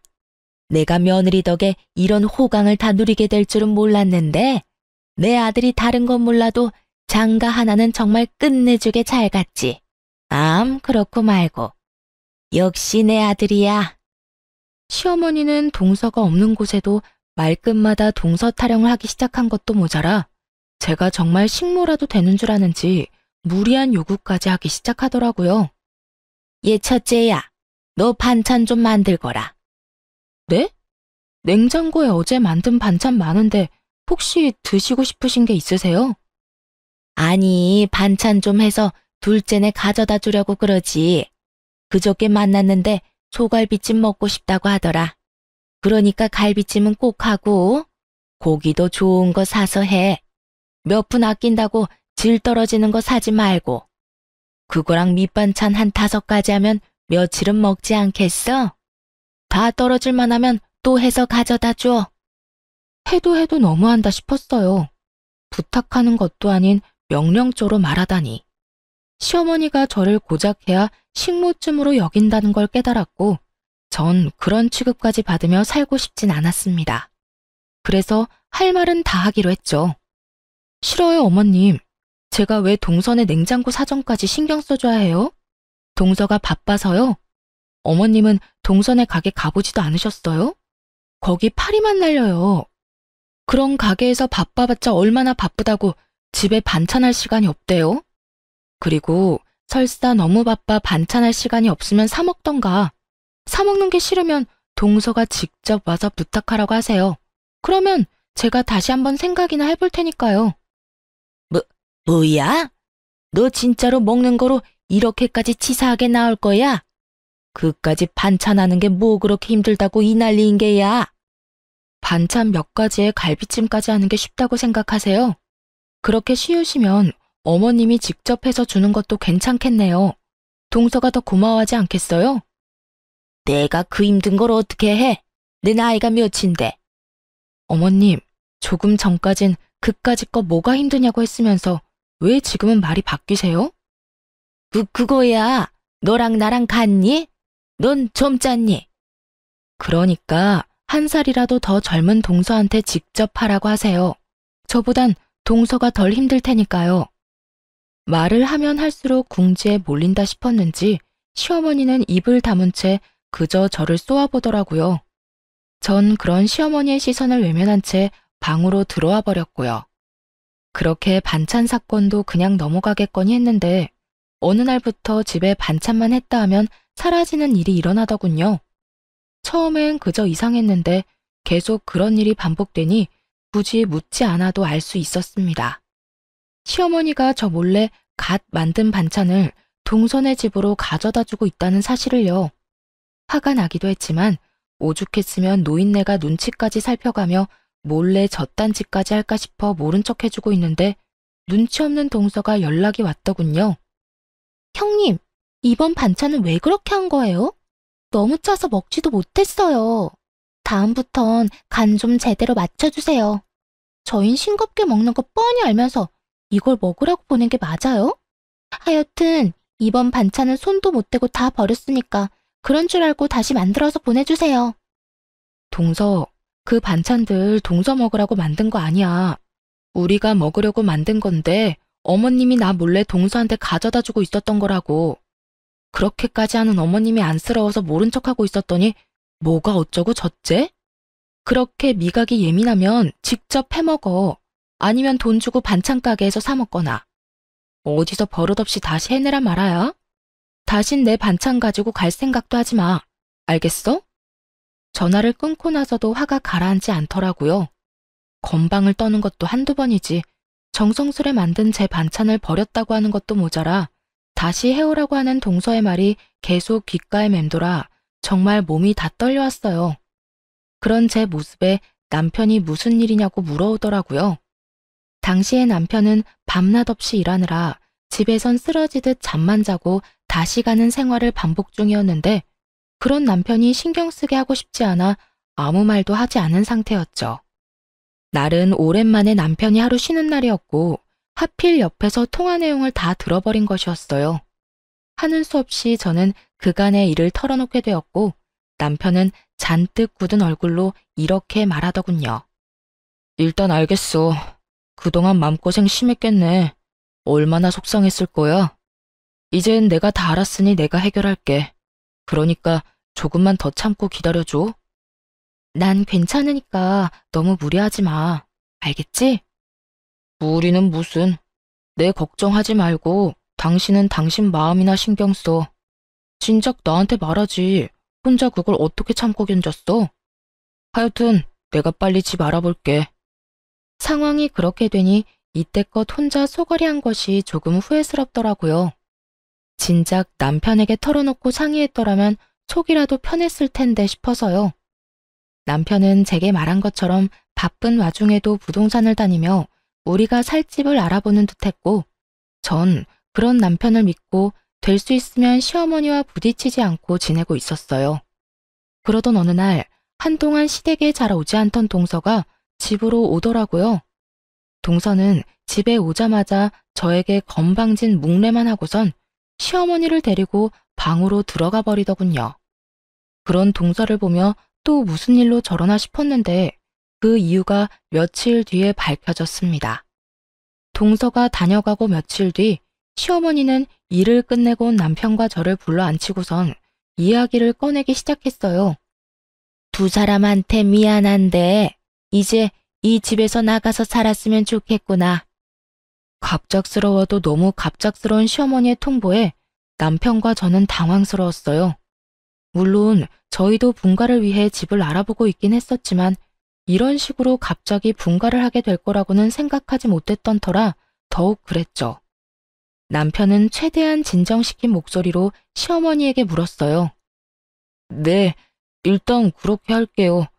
그런데 왜 이렇게 갑자기 그런 말씀을 하시는 거예요? 혹시 무슨 일 있었어요? 그게 나 이제 둘째네 들어가서 살려고 그래. 둘째가 나 모신다고 이 집 처분하고 들어오라고 하더라. 동서가요? 동서가 어머님을 모신다고 했다고요? 그래, 둘째가 이제 자기 집에 들어와서 살라고 하더구나. 넓고 좋은 집에서 호강시켜준다고 하더구나. 내가 이 집에서 너희랑 산다고 해서 나한테 남는 게 있는 것도 없고 둘째가 그렇게 말할 때 이 집 처분하고 들어가려고 해. 동서와 둘이 무슨 이야기를 나누었나 했더니 이거였더라고요. 시어머니는 이미 부동산에 집까지 내놨다고 했고 전 이 모든 상황이 의심스러웠어요. 제가 아는 동서는 저를 골탕 먹이기 위해 시어머니에게 잘하는 것뿐 시어머니를 모시고 싶어 할 위인이 아니었거든요. 제사 모시는 것, 명절 지내는 것, 하물며 시어머니 생신도 챙기기 싫어 이런 핑계 저런 핑계를 대가며 겨우 얼굴만 비치고 선물 공세만 펼치던 동서가 시어머니 호강을 위해 시어머니를 모신다? 그건 정말 말도 안 되는 것이었죠. 하지만 이런 제 생각과는 달리 시어머니는 동서의 말을 찰떡같이 믿는 듯했고 저와 남편에게 언제까지 나갈 거냐고 묻더라고요. 그래서 하는 말인데 하루라도 빨리 집에서 나가줬으면 좋겠구나. 너희 나가고 나면 나도 짐 정리 다 해서 바로 둘째 내로 들어갈 거니. 대략 언제쯤이면 나갈 수 있겠니? 내일 부동산 가보고 적당한 집 있으면 바로 이사할 테니 걱정하지 말고 짐 정리 시작하세요. 그런데 어머니, 혹시 집 처분한 돈은 어떻게 하실 건가요? 혹시 재수 씨 주는 건 아니죠? 남편의 말을 듣는데 설마 싶더라고요. 그러면서도 드는 생각이 어쩌면 그럴 수도 있겠다 싶더군요. 그날 동서와 시어머니는 방에서 꽤 긴 시간 동안 이야기를 나누었고 중간중간 시어머니의 놀란 소리나 탄성 소리 등이 들려왔었거든요. 하나둘 퍼즐이 맞춰가는 순간 시어머니는 말까지 더듬으며 일단 부인을 하고 나서더군요. 뭐라고? 내가 그 돈을 왜 둘째를 줘? 내가 따로 가지고 있을 거니 내 돈 걱정은 하지 말고 너희나 걱정해. 혹시 나한테 돈 내놓으라고 하려고 그러니? 혹시나 하는 말인데 그 돈 내 노후 자금이다. 절대 못 내주니 너희 살 길은 너희가 알아서 찾거라. 그럴 생각도 없어요. 저희도 저희가 살 집 구할 능력 정도는 충분히 되는데 왜 어머니 돈을 욕심내겠어요? 그저 걱정되어서 그랬어요. 걱정? 무슨 걱정? 혹시나 그 돈 재수 씨한테 투자했다가 잘못되기라도 하면 가족도 잃고 돈도 잃을 수 있으니 조심하시라고 말해주려고 했죠. 설사 그런 일이 있더라도 내 돈이니 너는 상관하지 말거라. 자꾸 돈 이야기 꺼내면 내 입장에선 네가 내 돈 노린다고 생각할 수밖에 없어. 그러니까 그만해. 그런 거 아니라고 방금도 말했잖아요. 정말 걱정되어서 한 말인데 왜 그렇게 화를 내세요? 그러니까 내 돈 걱정을 네가 왜 해? 집도 절도 없어서 내 집에서 이때껏 얹혀 산 주제에. 하여튼 너랑 이래서 이야기도 하고 싶지 않은 거야. 너랑 이야기만 했다 하면 좋던 기분도 나빠진다. 얼른 들어가. 이사 갈 날 정해지면 말해주고. 저 역시 마찬가지예요. 예전부터 늘 이런 식이었어요. 대기업 다니는 둘째만 아들 취급하시고 제 말은 늘 무시하고. 그래도 저희 힘들 때 흔쾌히 들어와 살라고 해주셔서 이제 저한테도 마음의 문을 열었나 했더니 그것도 제 착각이었나 보네요. 어머니 말대로 앞으로는 어머님 일에 아무 상관도 하지 않을 테니 나중에 후회하지 마세요. 감정이 많이 상한 남편은 방으로 들어가 버렸고 저 역시 남편을 따라 방으로 들어갔죠. 방에서 저희가 대화를 나눠본 결과 시어머니는 동서에게 돈을 주는 것이 거의 확실해 보였죠. 하지만 저희가 말을 더 꺼내봤자 재산 노리고 그런다며 괜한 오해나 받을 것 같았고 우리 나름대로 충분히 위험성을 설명했으니 나머지는 시어머니가 알아서 판단할 거라 생각하기로 했습니다. 그 후 저흰 적당한 집을 구해 서둘러 이사를 나왔고 저희가 나오자마자 시어머니 역시 집을 처분해 동선에 들어가게 되었습니다. 그렇게 다시 시작하게 된 둘만의 생활이 참 좋더라고요. 비록 전셋집이지만 내 집 꾸미는 재미도 있고 살림 사는 것도 훨씬 수월했어요. 무엇보다 좋았던 건 저도 제 일을 알아볼 수 있다는 것이었어요. 이제 그저 집에서 시어머니의 뒷바라지만 할 일도 없고 대출을 내고 전세로 얻은 집이라 남편의 짐을 덜어주기 위해 저도 일을 구해보기로 한 것이었죠. 하지만 제 의지와는 달리 현실은 냉정했어요. 오랜 경력 단절에 언제 임산부가 되어버릴지 모르는 기혼자의 취업은 생각보다 더 쉽지 않았고 운이 좋게 면접까지 가게 되더라도 떨어지기 일쑤였어요. 그러는 와중 시어머니에게서 연락이 와 동서내로 좀 오라고 했고 마침 남편도 쉬던 터라 함께 동서내로 가게 되었습니다. 어머님, 저희 왔어요. 동서, 우리 왔어. 응, 왔니? 형님 왔어요? 편한데 앉으세요. 동서와 시어머니는 소파에 편히 앉아 있더라고요. 저희가 왔는데도 불구하고 시어머니는 물론이고 동서까지 엉덩이 한 번을 떼지 않더라고요. 저희는 동서의 말대로 보이는 곳에 자리를 잡고 앉으려고 했고 그 순간 저를 향해 손을 뻗은 시어머니가 이렇게 말하더군요. 앉긴 뭘 앉아? 너 청소 좀 해라. 너도 알다시피 내가 먼지에 예민하지 않니? 둘째가 요즘 가게가 바빠서 청소를 못해서 그런지 내가 요즘 컨디션이 너무 안 좋아. 처음엔 제가 무슨 말을 들은 건가 했어요. 아무리 동서에게 홀린 시어머니라도 이런 말까지 할 리가 없다고 제가 잘못 들었을 거라 생각했는데 그게 아니더군요. 네? 저더러 동선에 청소를 하란 말인가요? 그래. 그러면 여기 또 누가 있니? 둘째는 이때까지 일하다가 왔는데 또 집안일을 하리? 넌 집에서 아무것도 하는 것 없이 노니까 힘이 남아돌 것 아니니? 그리고 너 청소 깨끗하게 잘하잖아. 그렇게 서 있지 말고 얼른 청소 좀 해. 이건 해도 해도 너무하는 행동이다 싶었어요. 제가 시어머니와 함께 살 때는 시어머니 집을 청소하는 것이야 당연하지만 시어머니가 산다고 해서 제가 동서 집을 청소하는 건 당연한 것이 아니잖아요. 하지만 시어머니는 당연하다는 듯 저에게 집안일을 시키고 있었고 전 그런 시어머니에게 싫다고 하며 따지고 들었어요. 싫어요. 여기 동서 집인데 제가 왜 청소해야 해요? 제가 힘이 남아 돈다고요? 제가 청소를 잘해서 그렇다고요? 어머님, 제가 설사 힘이 남아 돌고 청소를 엄청나게 잘한다고 해도 동서 집은 절대로 청소할 맘 없으니까 정 집이 더러워서 힘들면 돈 주고 청소업체 부르세요. 동서, 돈도 많은데 청소업체 좀 불러드려. 괜히 이딴 일로 사람 오라가라 하지 말고. 동서도 참 생각이 없다. 어머님이 이런 말도 안 되는 생각으로 날 부르는 거 알았으면 동서라도 말렸어야지 뭐 했어? 아님 동서가 부추겼어? 형님은 오라고 하면 올 테니까 오거든 청소나 시키세요. 하고 동서가 부추겼냐고. 저는 한 번에 두 사람에게 질책을 쏟아냈고 동서는 전곡을 찔려 얼굴만 붉힌 채 아무 말도 하지 못하고 있었고 시어머니가 나서 저에게 화를 내더군요. 너 무슨 말을 그따위로 하는 거야? 왜 꾸준 둘째를 잡아? 내가 불렀고 나 혼자 청소시킨 거니 둘째한테 뭐라고 하지 마라. 그리고 시부모 있는 집이 시댁인 거지 어딘 내 앞에서 훈육질이야? 넌 그냥 내가 하라고 하면 되는 거야. 그러니까 잔말 말고 청소나 해. 어디 능력도 없어 제대로 된 일자리 하나 없는 게 누구 보고 생각이 있다 없다를 논해? 자기 분수를 알아야지. 참 할 말이 없더군요.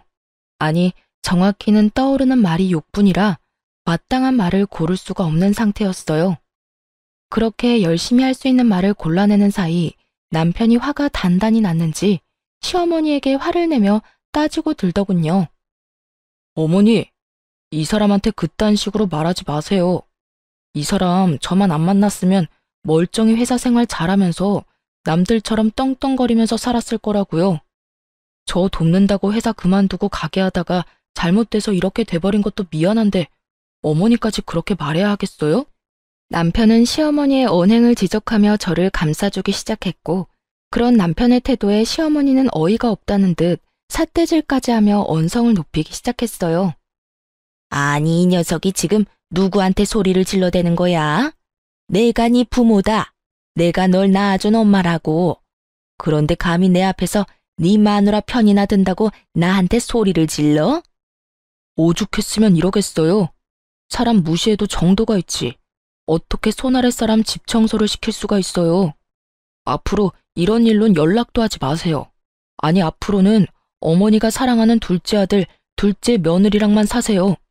괜히 밉고 싫은 저희한테 연락하지 말고요. 뭐야? 너 지금 연이라도 끊자 이 말이야? 그렇게 받아들이셨다면 그렇게 해도 되고요. 어차피 저한테나 이 사람한테나 관심도 애정도 없잖아요. 남편은 시어머니의 눈을 똑바로 바라보며 말했고 그런 남편을 보던 시어머니는 피식거리며 콧방귀를 뀌더니 남편의 말에 한술 더 보태 말하기 시작하더라고요. 그래? 그러면 그렇게 하자. 너 앞으로 나한테 연락도 하지 말거라. 살다가 힘들어도 나한테 연락하지 마라. 난 이제 너 같은 아들 없다. 내가 죽었다고 해도 장례식장에도 오지 말거라. 홧김에 하는 말 아니니 오해 같은 거 하지도 말고 아예 부모 없다고 생각하고 살아. 그렇게까지 말해주니 마음이 한결 가볍네요. 그러면 잘 사시고 건강하세요. 남편과 저는 집으로 돌아왔고 그 뒤론 시댁 식구들과 연락도 하지 않고 살았어요. 여전히 전 취업을 위해 열심히 노력하고 있었지만 역시나 취업은 되지 않았고 여러 가지 고민하던 중 제가 시간 날 때마다 만든 뜨개질 제품을 온라인에 팔기 시작했습니다.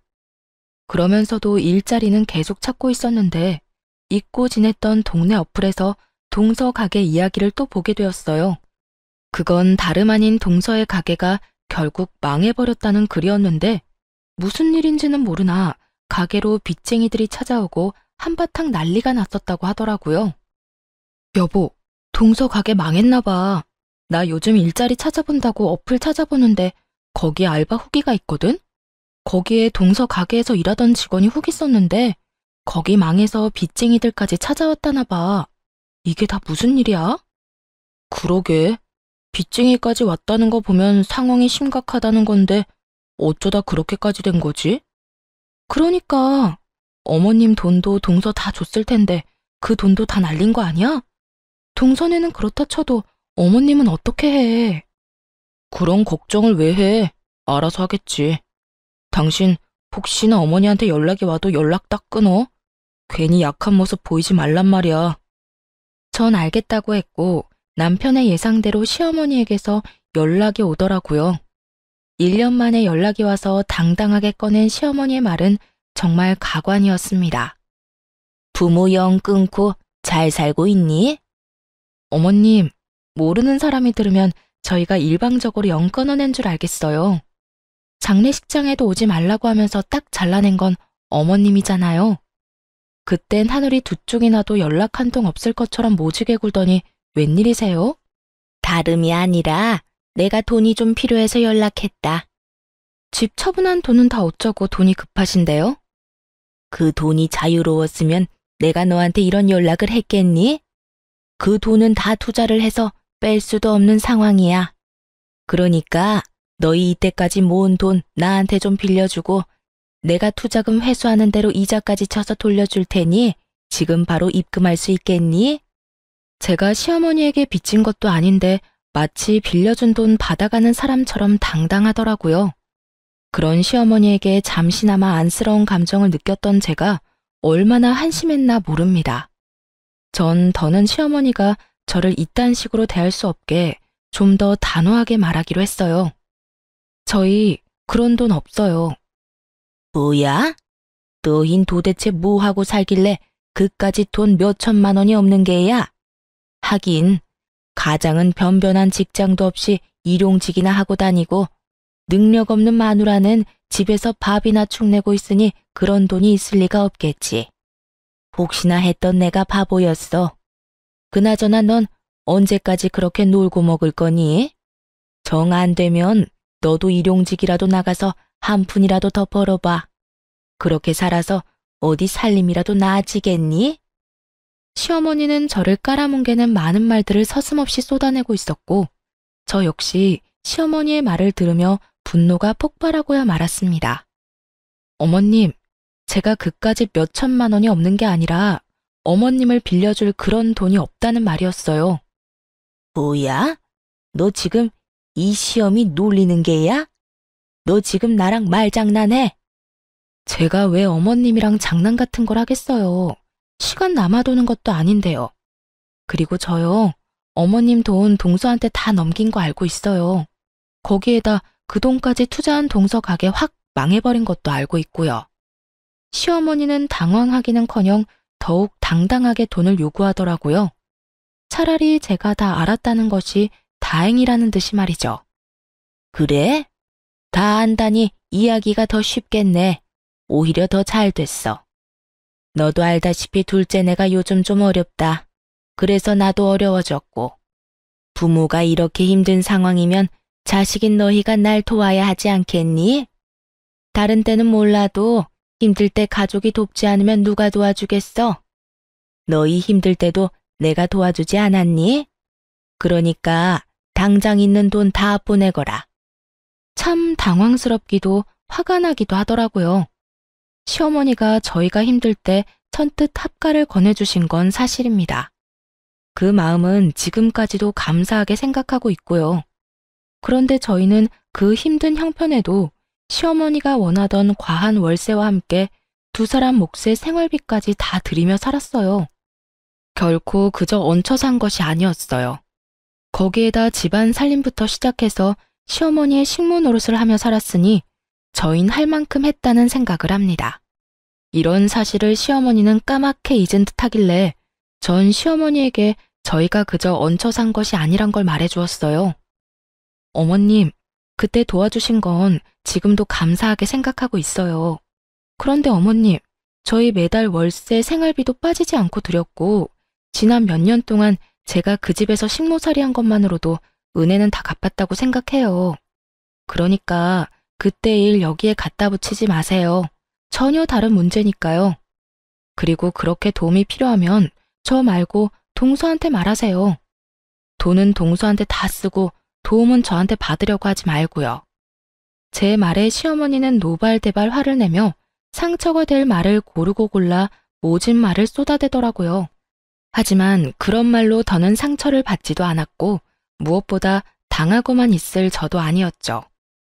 너 진짜 이렇게 나올 거야? 둘째네 상황 뻔히 안다는 애가 그런 말을 하고 싶어? 둘째가 나를 도울 상황이 됐으면 내가 너한테 이딴 전화나 하고 있겠어? 생각이 짧은 거니 아니면 그냥 머리 자체가 나쁜 거니? 그러는 어머님은요? 생각이 짧은 거예요? 아니면 머리가 나쁜 거세요? 아니, 두 가지 다이려나?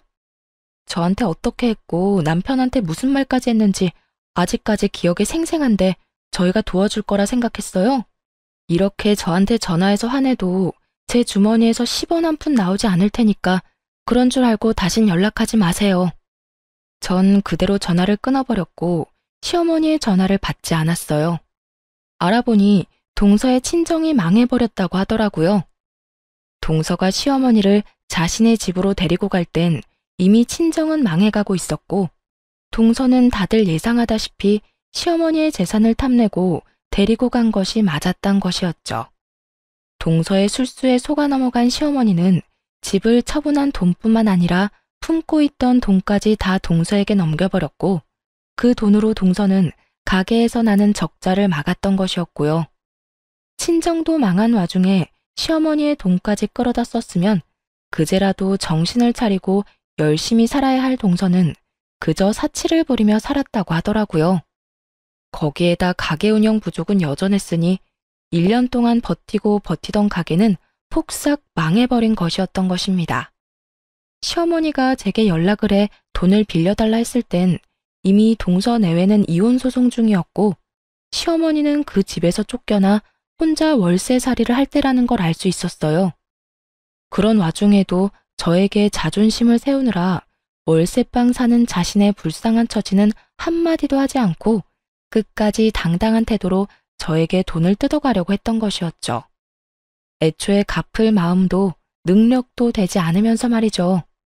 저는 이런 모든 사실을 남편에게 알려주었어요. 여보, 요즘 어머님 월세살이 한다고 하더라. 동서 가게만 망한 게 아니라 친정까지 망해서 빚쟁이들한테 쫓기다시피 한다나 봐. 서방님은 이혼 소송 중이고. 그래서 나한테 돈 빌려달라고 했나 봐. 당신 어머님 저대로 둬도 괜찮겠어? 안 괜찮을 건 뭐 있어? 어머니 한 말 잊었어? 본인 장례식장에도 오지 말라고 했잖아. 나 어머니한테 남은 정도 없고 감정도 없어. 어머니가 월세살이를 하든 길바닥에 나 앉았든 나하고는 상관없는 일이라고 생각하면서 살 거야. 그런 일은 없겠지만 혹시나 이제 와서 어머니가 잘못했다고 싹싹 빌어도 받아줄 생각 없으니까 당신도 그렇게 알고. 더는 그쪽으로 신경 쓰지 마. 알겠어. 난 다 상관없는데 혹시나 당신 마음 안 좋은데 괜히 나 때문에 이러지도 저러지도 못하나 싶어서 물어본 거야. 다 알아, 당신 마음. 그런데 있잖아, 여보. 나는 어머니보다 당신이 더 중요해. 어머니가 당신한테 그렇게 함부로 대하고 상처 주는 거 두 번 다신 보고 싶지 않아. 그러니까 어머님 신경 이제 쓰지 말고 우린 우리끼리 잘 살자. 전 알겠다고 했고 그 후론 그쪽으론 신경 안 쓰고 살았던 것 같아요. 시어머니에게서도 연락이 오지 않았고요. 가끔 서방님에게 연락이 오곤 했는데 동서와 이혼을 하고 난 후 시어머니를 모셔보라고 했지만 이미 동서와 살며 씀씀이가 커질 대로 커진 시어머니를 도저히 감당하지 못해 서방님 역시 연을 끊고 산다고 하더라고요. 시어머니는 여전히 월세살이를 하며 청소 일용직을 다닌다고 했고요. 뭐 그마저도 일하는 사람들과 다퉈 쫓겨날 수도 있다는 이야기도 들을 수 있었네요. 남편과 저는 잘 지내고 있습니다. 남편은 여전히 어떤 일이든 열심히 하고 있고 전 다른 사연에서 듣던 것처럼 대박이 나진 않았어요. 하지만 여전히 꾸준히 노력하며 지내고 있고 그 덕분인지 제가 만든 상품을 팔아 꾸준히 생활비 정도는 벌고 있답니다. 앞으로 혹시나 시어머니가 깊은 반성을 하며 진심 어린 사과를 해온다면 다시 연락을 하며 지내긴 하겠지만 그렇지 않다면 이대로 연을 끊은 채 살 예정이에요. 시어머니의 성격상 절대 저희에게 굽히고 들어올 사람이 아니니 사실상 연을 완전히 끊은 거나 마찬가지겠네요. 돈이 많지 않지만 남편과 저는 여전히 사이가 좋고 행복하며 앞으로도 행복하게 잘 살아보려고 합니다. 힘을 합쳐 열심히 살다 보면 저희도 술술 잘 풀리는 날이 오지 않겠어요? 이로써 저의 사연도 끝이 났습니다. 제 사연 들어주신 모든 분 감사합니다.